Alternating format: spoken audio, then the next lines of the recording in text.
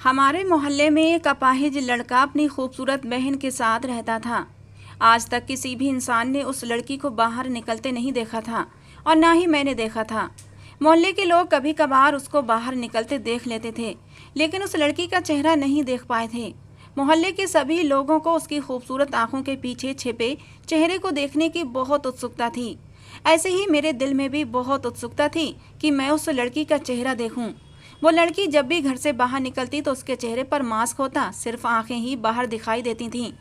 मैं उनके मोहल्ले में बराबर वाले घर में ही रहता था। मेरी बहन अक्सर उनके घर जाती रहती थी, लेकिन वो बताती थी कि उसने भी अभी तक उस लड़की को नहीं देखा है। ये बात सुनकर मुझे बड़ी हैरत होती थी, क्योंकि भला लड़की को लड़की से पर्दा करने की क्या ज़रूरत है। मेरी बहन तो एक लड़की ही थी, और जब उससे मिलने उसके घर जाती तो वो लड़की मेरी बहन के सामने भी नहीं आती थी। मेरी बहन ने बताया, जब वो लड़की मेरे सामने आती है तो उस समय भी उसके चेहरे पर मास्क ही होता है।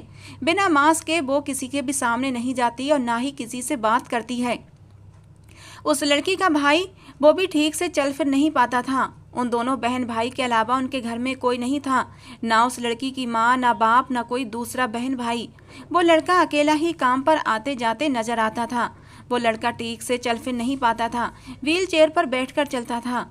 मोहल्ले के कुछ लोगों ने उसकी मदद करना चाही कि अपाहिज है, तो उसने बहुत ही प्यार से उन सबको मना कर दिया। उसकी ये खुददारी लोगों में बहुत मशहूर थी और लोग उसके साथ बहुत ही सम्मान से पेश आते थे। इस वजह से मैं भी उनकी बहुत इज्जत करता था। उसकी बहन भी इस मामले में काफ़ी खुददार थी, कभी भी उसको दरवाजे पर खड़े होते नहीं देखा था। जबकि मोहल्ले की दूसरी बहुत सी लड़कियां शाम होने के बाद अपने अपने दरवाजों पर टिक जाती थीं और आपस में बातें करती रहतीं, या फिर छत पर चली जातीं और एक दूसरे से बातें करने में बिजी हो जाती थीं। मेरी बहन भी खुद यही हरकतें करती थी, तो मैं उसको डांट कर अंदर भेज देता, लेकिन फिर भी मुझसे आंख बचाकर वो ये हरकतें जरूर करती थी। लेकिन मुझे ये हरकतें बिल्कुल भी अच्छी नहीं लगती थीं। एक दिन मैं ऐसे ही फ्री था, घर जल्दी आ गया था और खाना वगैरह खाकर घर में लेटा टीवी देख रहा था कि अचानक ही हमारे घर की लाइट भी चली गई और गर्मी ने मुझे एकदम ही बेचैन कर दिया। खाना खाने के बाद तो वैसे भी बहुत ज़्यादा गर्मी लगती है, और अभी गर्मियाँ भी अपनी चरम पर थीं। जून का महीना चल रहा था, इस वजह से मैं परेशान होकर बाहर निकल आया। बाहर देखा तो गली में बच्चे क्रिकेट खेल रहे थे। मैं भी अपने समय का बहुत अच्छा खिलाड़ी होता था। क्रिकेट से एक अलग ही इश्क था। मैं तो कभी भी कोई क्रिकेट मैच नहीं छोड़ता था और सारे मैच जरूर देखता था। जब इंडिया पाकिस्तान का मैच आता तो उस दिन तो मेरे कान में सिवाय टीवी की आवाज़ के कोई दूसरी आवाज़ आती ही नहीं थी। एकदम ही मेरे दिल में उमंग हुई कि मैं भी उन लोगों के साथ क्रिकेट मैच खेलूं। मैं बच्चों के पास गया और कहा कि मैं भी तुम लोगों के साथ क्रिकेट खेलना चाहता हूं। उन लोगों ने पहले तो बहुत बुरे बुरे से मुंह बनाए और मुझे इनकार कर दिया। कहने लगे, हम इतने बड़े लोगों को नहीं खिलाते। लेकिन मेरे आंख दिखाने पर और फिर बाद में थोड़ा प्यार से समझाने पर वो लोग मान गए और मुझे भी अपने साथ खिलाने पर राजी हो गए। मैं बैट थाम कर खड़ा हो गया और एक बच्चे ने बॉलिंग कराई तो मैंने पूरी जान से एक शॉट मारा और बॉल काफ़ी दूर तक गई। सारे बच्चे मुंह बनाने लगे, क्योंकि शॉट काफ़ी ज़ोर से लग गया था और बॉल भी काफ़ी दूर चली गई थी। एक बच्चा बुरा सा मुंह बनाते हुए बोला, अगर आपने अब दोबारा इतनी ज़ोर से शॉट मारा तो हम आपको नहीं खिलाएंगे और ये हमारा फाइनल फैसला होगा। ये बोलकर वो वहाँ से चला गया और बॉल लेकर आया। मैंने एक बार फिर अपनी पोजीशन ली और शॉट मारा। इस बार मैंने सीधा मारने की बजाय बैट को थोड़ा घुमाकर मारा था, क्योंकि मैं नहीं चाहता था अच्छा भला टाइम पास करने का ये जरिया मेरे हाथ से चला जाए। मैंने बैट को घुमा दिया, लेकिन मेरी ज़िंदगी में सुकून नहीं था। बॉल दीवार से लगकर हमारे पड़ोसियों के घर की छत पर चली गई, और ये घर कोई और नहीं बल्कि उसी जवान खूबसूरत लड़की का था जिसे मोहल्ले में आज तक कभी किसी ने नहीं देखा था और ना वो किसी से बात करती थी। और ये समय ऐसा होता था, इस वक्त शायद वो लड़का भी घर पर होता था। अब मुझे टेंशन होने लगी थी, क्योंकि सारे बच्चे अब मुझे घूर कर देख रहे थे और एक शोर सा मचा दिया था। कहने लगे, अब आपको ही बॉल लेकर आनी होगी। मैंने सबकी तरफ देखते हुए मासूम सा मुंह बनाया। मैं कहने लगा, यार तुम सब मैनेज कर लो, मैं जा रहा हूँ। मैंने वहाँ से खिसकने में ही भलाई जानी, लेकिन वो बच्चे कुछ ज़्यादा ही तेज थे। उन्होंने मेरे चारों तरफ घेरा सा बना लिया और गुस्से से कहने लगे, अगर आप यहाँ से गए तो हम लोग आपके साथ बहुत बुरा करेंगे। आप बाइक खड़ी करके जाएंगे, हम उसका रोज पेट्रोल निकाल दिया करेंगे। आपके बाइक की टायर की हवा निकाल देंगे और आपके घर का रसोई गैस का जो मीटर है उसका स्विच भी बंद करते रहेंगे। अगर आप चाहते हैं कि आपकी बाइक और गैस का मीटर सही सलामत रहे तो आपके हक में यही भलाई है कि आप अपनी छत से होते हुए जाएं और उस वाली छत से हमारी बॉल लेकर आएं। मैंने खूंखार निगाहों से उन छोटे छोटे चूजों को घूरा था। मुझ पर धौंस जमा रहे थे, लेकिन मैं जानता था अगर मैंने उन लोगों की बात नहीं मानी, बॉल लाकर नहीं दी, तो ये लोग मेरी बाइक का सत्यानाश कर देंगे और साथ ही हमारी रसोई गैस का मीटर भी। इसलिए मैंने भगवान का नाम लिया और अपनी छत पर जाने लगा। न जाने क्यों मेरे दिल की धड़कनें तेज हो रही थीं। दिल में अजीब अजीब से डर आ रहे थे। पता नहीं वो लड़की इस वक्त क्या कर रही होगी। अगर उनमें से किसी एक की भी नज़र मुझ पर पड़ गई तो वो मेरे बारे में क्या सोचेंगे। कहीं मुझे देखकर वो शोर न मचा दें। अगर ऐसा हुआ तो मोहल्ले में मेरी इज्जत तार तार हो जाएगी। मैं यही सारी बातें सोचता हुआ छत पर जा पहुंचा। मैंने एक बार फिर भगवान का नाम लिया और छत पर दबे पांव उतर गया। उस वक्त कोई भी छत पर मौजूद नहीं था। सारे लोग नीचे थे। उन लोगों की आवाज़ें भी आ रही थीं। मैं आराम से छत से बॉल उठाने लगा और वहां से जाने लगा, लेकिन अचानक ही मुझे अजीब सी आवाज़ सुनाई दी जिसने मेरे कदम एकदम से रोक दिए थे। मुझे अपने कानों पर विश्वास नहीं आया। यह आवाज़ सुनकर मैं एकदम ही अपने कदम छत की रेलिंग की तरफ मोड़े और नीचे झांकने लगा। यहाँ से उनका पूरा बरामदा नजर आ रहा था। मेरे दिल की धड़कनें काफ़ी तेज हो रही थीं और सामने का जो मंजर दिखाई दे रहा था, मुझे अपनी आंखों पर विश्वास नहीं आ रहा था। मैंने अपनी आंखों को मसल मसल कर देखा, लेकिन सामने का मंजर बदला नहीं था। वो अपाहिज लड़का अपनी ही सगी बहन के साथ बैठा ये सब क्या कर रहा था। मेरी आंखें पत्थर की हो गई थीं। मुझे समझ ही नहीं आ रहा था ये सब हो क्या रहा है, क्योंकि वो सगा अपाहिज भाई अपनी सगी जवान खूबसूरत बहन के साथ ऐसा काम कर रहा था जिसे देखकर मेरी आत्मा कांप उठी थी। मेरा शरीर पत्थर बन चुका था। ऐसा लग रहा था कि जैसे मेरा पूरा शरीर आग की चपेट में आ गया हो। कोई भी सगा भाई अपनी बहन के साथ ये हरकत कैसे कर सकता था, ये सोचकर ही मुझे घिन आने लगी थी, क्योंकि वो अपाहिज आदमी अपनी बहन के साथ। मैंने अपनी ज़िंदगी की 24 बहारें देख ली थीं और मैंने ये तमाम उम्र अपने मोहल्ले में ही गुजारी थी। पैदा भी यहीं हुआ था, यहीं पर खेलते खेलते जवान हो गया था। मेरे यहाँ के लोगों के साथ बहुत अच्छी हाय हेलो थी। हम यहाँ के तमाम लोगों को जानते थे। एक दूसरे में काफ़ी प्यार मोहब्बत भी था। हर सुख दुख में एक दूसरे के साथ खड़े रहते थे। मोहल्ले के सारे लोग मेरे परिवार को भी बहुत अच्छे से जानते थे। मेरी पढ़ाई पूरी हो चुकी थी और अब मैं काम पर ध्यान दे रहा था, क्योंकि मेरी 2 छोटी बहनें थीं। मेरा दूसरा कोई भाई नहीं था। मैं अपने बाप के साथ ही उनकी दुकान पर जाया करता था। हमारे मोहल्ले में सब लोग बहुत ही इज्जतदार लोग थे। सबकी बहन बेटियां थीं और कोई भी ज़्यादातर बाहर नहीं निकलता था। ना ही किसी के घर का लड़का बाहर गली में बैठता था। मोहल्ले की लड़कियों को सभी लड़के इज्जत और सम्मान की नज़र से देखा करते थे। कभी उन्हें गंदी नज़र से देखने की हिम्मत नहीं थी, क्योंकि हमारे मोहल्ले का जो नियम कानून था वो बहुत ही सख्त और अच्छा था। इसी वजह से हमारे मोहल्ले की तमाम बहू बेटियां बहुत ही अच्छी ज़िंदगी गुजर बसर कर रही थीं। हाँ, शाम के समय सारी लड़कियां, यहाँ तक कि मेरी बहन भी, दरवाजे पर आकर खड़ी हो जाती और बस आपस में ही बातें करती थीं। लड़कों से नैन मटक्का हमारे यहाँ मोहल्ले की लड़कियां नहीं करती थीं। मुझे तो लड़कियों का भी आपस में बातचीत करना पसंद नहीं था। मैं अपनी बहन को हमेशा ही इस बात के लिए मना करता था और टोकता था कि तुम ऐसे मत किया करो, ये चीज़ मुझे पसंद नहीं है। अगर तुम्हें दोस्ती ही करनी है तो अपने दोस्तों के घर चली जाया करो। यूँ दरवाजे पर खड़े होकर या छत पर खड़े होकर इशारेबाजी मत किया करो। मुझे ये बातें पसंद नहीं हैं। लेकिन वो बच्ची थी और आंख बचाकर मुझसे ये सारी हरकतें ज़रूर करती थी। लेकिन जब मुझे इस बारे में पता चलता तो मैं उसको बहुत डांटता था कि तुमने ये हरकत क्यों की है, तुम्हें ये नहीं करना चाहिए, ये इज्जतदार लड़कियों को शोभा नहीं देता।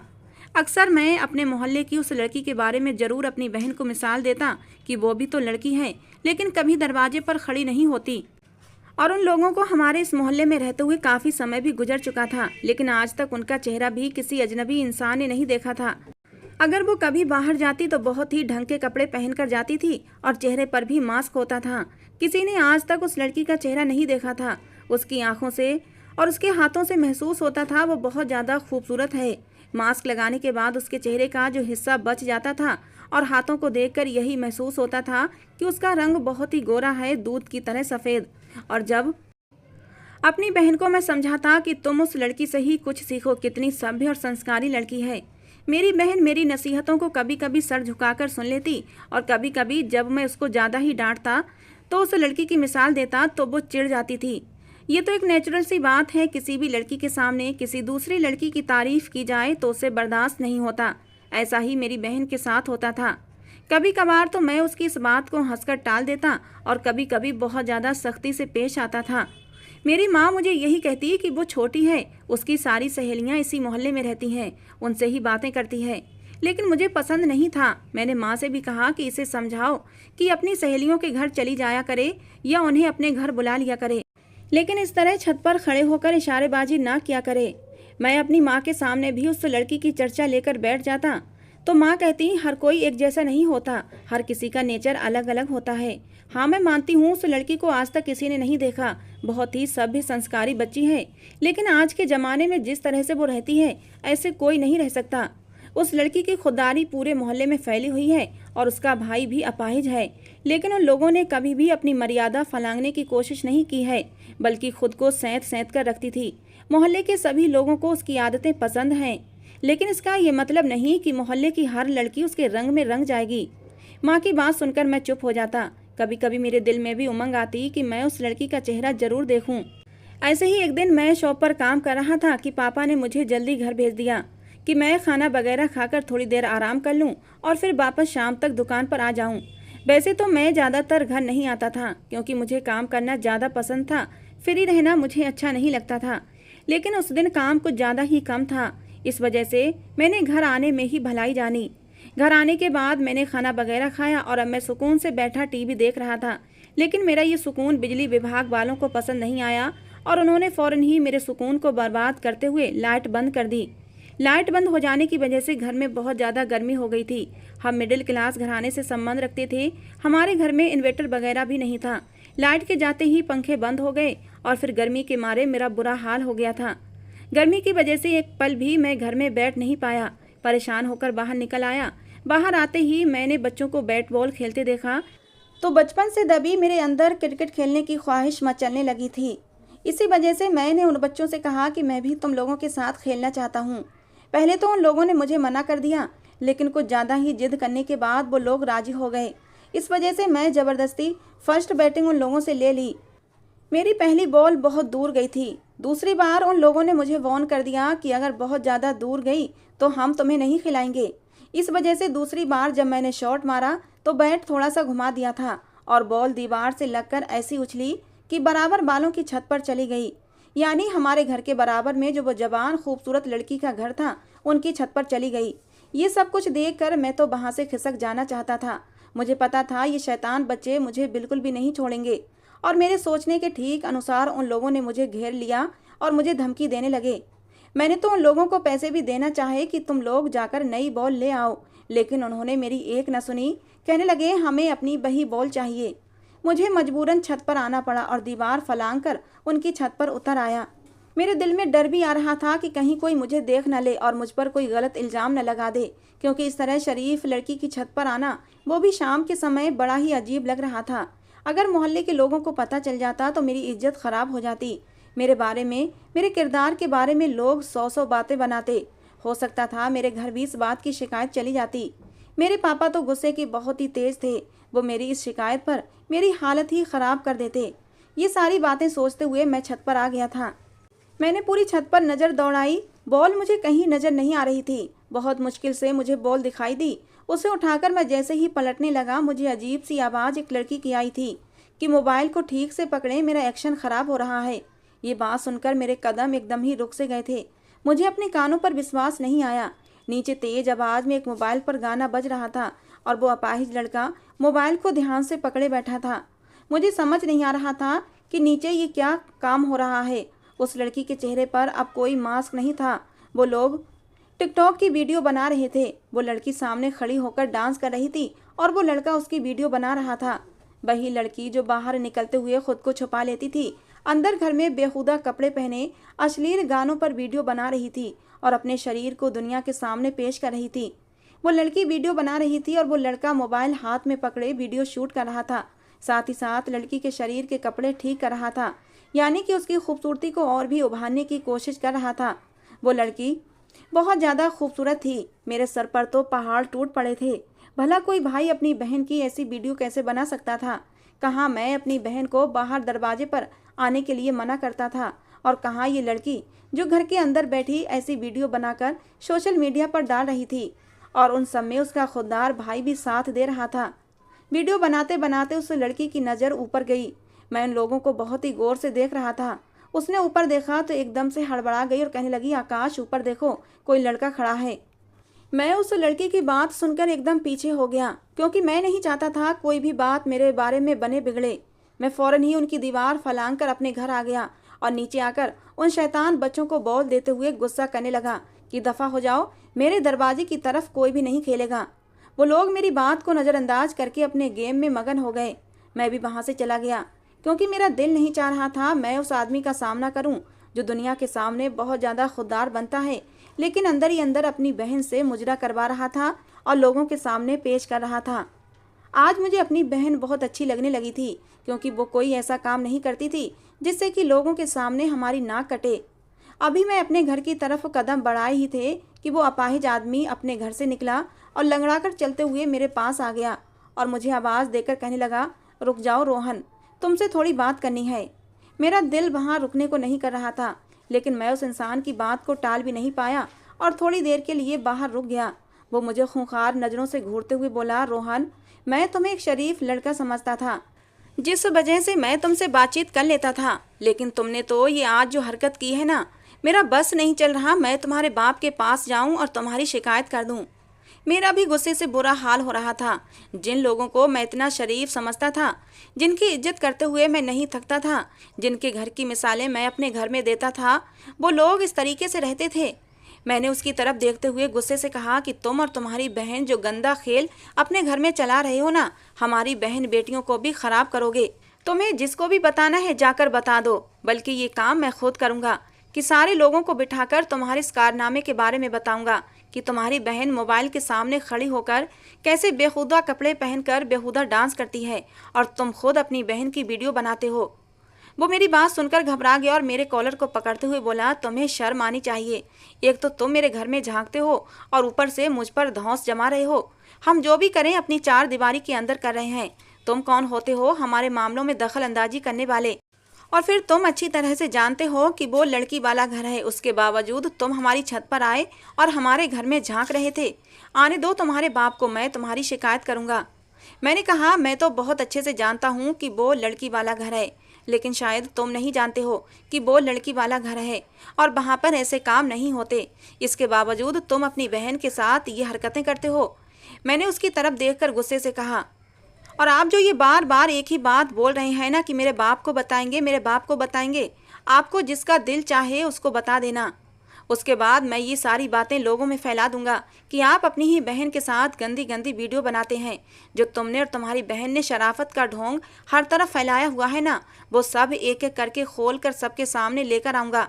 अगर आपने मेरे पापा से कोई भी गलत बात करने की कोशिश की तो मैं आप लोगों को बदनाम कर दूंगा। मेरी बात सुनकर वो आदमी घबरा गया। कहने लगा, तुम बार बार बहन भाई बोल बोल कर इस रिश्ते को गाली मत दो, इस रिश्ते की पवित्रता को ख़त्म मत करो। वो मेरी बहन नहीं है बल्कि मेरी पत्नी है। ये सुनकर तो मुझे लगा सच में मेरे सर पर आसमान गिर पड़ा हो। मैंने कहा, लेकिन तुमने झूठ क्यों बोला कि वो तुम्हारी बहन है? इस बार उसकी आंखों में आंसू झिलमिलाने लगे। कहने लगा, मेरी मजबूरी थी। हमारे घर वाले हमारी शादी से राजी नहीं थे। हमने घर से भागकर शादी कर ली, लेकिन शादी के 2 महीने बाद ही मेरा एक्सीडेंट हो गया और मेरी एक टांग खराब हो गई। मुझे नौकरी से भी निकाल दिया गया। हमारे हालात बहुत ज़्यादा ख़राब हो गए। इससे पहले हम जिस मोहल्ले में रहते थे, वहाँ के लोगों ने मेरी पत्नी का जीना हराम कर दिया था, क्योंकि उन लोगों को पता था हमारा कोई सहारा नहीं है और ऊपर से मैं भी अपाहिज हूँ। वो मेरी पत्नी पर गलत नज़र रखते थे और जब वो कहती मैं अपने पति को बता दूंगी तो वो लोग कहते तुम्हारा पति अपाहिज है, वो क्या कर लेगा। इस मोहल्ले के बारे में मैंने काफ़ी बातें सुनी थी कि काफ़ी सभ्य संस्कारी लोग इस मोहल्ले में रहते हैं, इसलिए मैं और मेरी पत्नी इस मोहल्ले में आकर रहने लगे। लेकिन हम पहले से डरे हुए थे, इसलिए हमने अपने असल रिश्ते को छुपाकर बहन भाई के रिश्ते का नाम दिया था। सोचा था अपनी ही दुनिया में रहेंगे, किसी से ज़्यादा मेलजोल नहीं बढ़ाएंगे और इस तरह हमारा घर चलता रहेगा।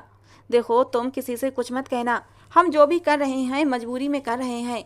हमारे पास रोजी रोटी कमाने का और कोई जरिया नहीं है, और फिर हम जो कुछ भी कर रहे हैं वो अपने घर की 4 दीवारी के अंदर बैठ कर करते हैं। तो मेरी और मेरी मासूम पत्नी के बारे में मोहल्ले में कुछ भी मत बोलना। मैंने कहा, क्या मतलब है आपकी बातों का? मैं कुछ समझ नहीं पा रहा। आपकी पत्नी वीडियो बना रही है और आप बोल रहे हैं कि आप लोग कुछ गलत काम नहीं कर रहे। तो वो मेरी तरफ देखकर कहने लगा, मैं एक अपाहिज इंसान हूँ, मेरे घर में कमाने वाला कोई नहीं, मेरा ख्याल रखने वाली मेरी सिर्फ पत्नी ही है जो मेरे घर का चूल्हा चला रही है। हम लोग कुछ नहीं कर सकते। तुम देखते हो ना, मैं ज़्यादा से ज़्यादा बाहर जाता हूँ और घर का राशन और सब्जी वगैरह लेकर घर आ जाता हूँ। बाकी मैं सारा दिन घर के अंदर ही रहता हूँ। मेरी पत्नी कोई मुजरा नहीं करती, वो टिकटॉक की वीडियो बनाती है जिससे हम लोग पैसे कमाकर अपने घर का चूल्हा चलाते हैं। फिर कहने लगा, मेरी पत्नी ने एक चैनल बना रखा है जिस पर वो अपने डांस की वीडियो डालती है जिससे कुछ पैसे आते हैं और हम अपने घर का खर्चा चलाते हैं। मेरी पत्नी लोगों के सामने खुद को छुपाकर जाती है जिससे कि लोग उसे पहचान न सकें। ये हमारी मजबूरी है। अगर हम ये काम नहीं करेंगे तो हमारे घर में खाने के लाले पड़ जाएंगे। मैंने कहा, वो बात तो ठीक है, लेकिन आप मर्यादा में रहकर भी वीडियो बना सकते हैं। जिस तरह की वीडियो आप अपनी पत्नी से बनवाते हैं वो बहुत ही शर्मनाक है। मेरी ये बात सुनकर उसकी आंखों में आंसू बहने लगे। कहने लगा, हमने शुरू में मर्यादा में रहकर ही वीडियो बनाई थी, लेकिन कोई भी वीडियो को देखना पसंद नहीं करता था। और जब मर्यादा से गिरकर वीडियो बनानी शुरू करी तो लोगों के कमेंट आने लगे और वीडियो को वायरल होने में देर नहीं लगी।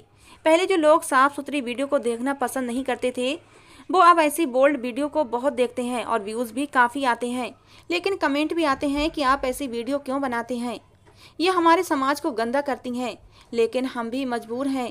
साफ सुथरी वीडियो बनाए तो कोई नहीं देखता, बोल्ड वीडियो बनाए तो हर कोई देखता है। इस समाज के लोगों का भी समझ नहीं आता। एक तरफ कहते हैं साफ सुथरी मर्यादा में रहकर वीडियो बनाने में कोई दिक्कत नहीं, लेकिन वहीं दूसरी तरफ इन वीडियो को कोई देखता भी नहीं।